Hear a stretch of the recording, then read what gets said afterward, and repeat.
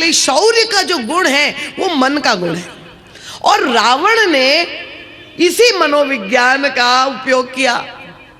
क्या करता था, अब उनको मालूम है, अपने सेना सैनिकों सब सेनापतियों सबको बुला कर कहते हैं जा करके तुम गांव नगर में सब जगह आतंक फैलाओ। और केवल मृत्यु लोक के ही लोग नहीं, स्वर्ग के देवता भी।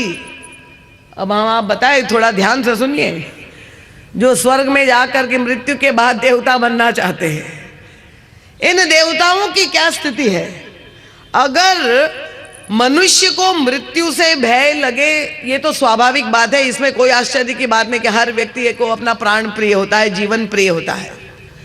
पर ये देवताओं की क्या स्थिति है, वो तो उनका शरीर तो तेज तत्व से बना है और हमारी तुलना में वो तो अजर अमर है देवता। उनकी तो मृत्यु नहीं हो सकती, क्योंकि स्वर्ग में न मृत्यु है, न वृद्धावस्था है, न रोग है स्वर्ग में। पर ये देवता सारे रावण से डरते थे। तो कायरता का अगर दृष्टांत आदर्श कोई देखना हो कायरता का, वो तो स्वर्ग के देवता है। अब उनको क्यों डर लगता है?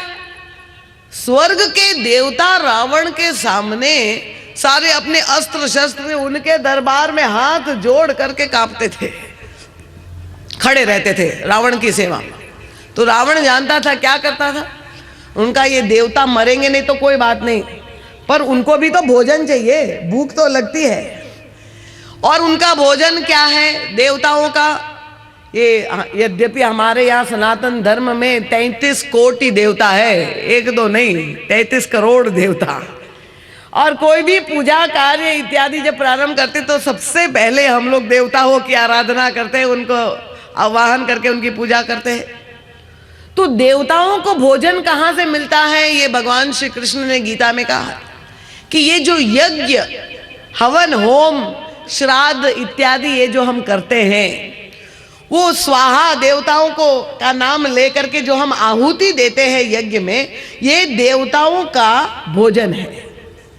तो रावण ने क्या कहा कि अपने राक्षसी सेना को कहा कि जाकर जहां जहां संसार में यज्ञ हवन पूजा सत्कर्म हो रहा है, वहां सब जगह जाकर के तुम बाधा पहुंचाओ और यज्ञ नष्ट कर दो। यज्ञ विरोधी था रावण। तो द्विज भोजन मख होम सराधा, सब कर जाई करो तुम बाधा। वो स्वामी तो रावण ने आदेश दिया। अब वो सारे राक्षस जहां भी हवन ऋषि मुनि कर रहे हैं, जहां पूजा पाठ हो रही, सब जगह बाधा पहुंचा दी। उद्देश्य क्या है कि जब देवताओं को भोजन नहीं मिलेगा, तो भोजन नहीं मिलेगा तो अपने आप व्यक्ति दुर्बल हो जाएगा, कमजोर होगा। और भूख के मारे जब वो कमजोर हो जाएगा तो वो अपने आप मेरी शरण में आएंगे ये देवता, और तब मैं उनकी खबर लूंगा और फिर उनसे काम करवाऊंगा।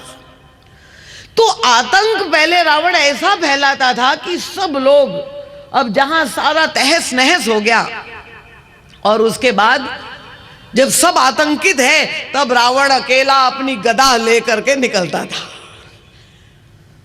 और तब लोग तो वैसे पहले से ही अधमुए हो गए हैं, आतंकित हो गए, और रावण जहां गदा लेकर के निकला तो सब शरणागत हो जाते, भैया क्षमा करो। और गोस्वामी तुलसीदास जी ने तो ये देवताओं पर इतने, और जहां अवसर मिला है वही कटाक्ष किया है। क्योंकि अगर किसी देवताओं को पता चल जाए कि हमारी मृत्यु नहीं होगी तब तो ठीक है, पर देवता क्या है, स्वभाव से ही भोगी वृत्ति है।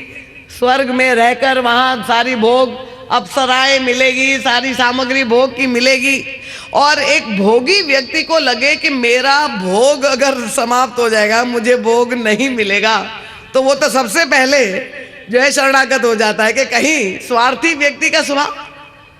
और ये देवताओं का ही दृश्य नहीं, मैंने कहा मानस दर्पण है, ये हम सब के जीवन का सत्य है कि जहां हमारे भोग पर बाधा पड़ती है तो व्यक्ति को लगता है भैया किसी तरह से भी चलता रहे।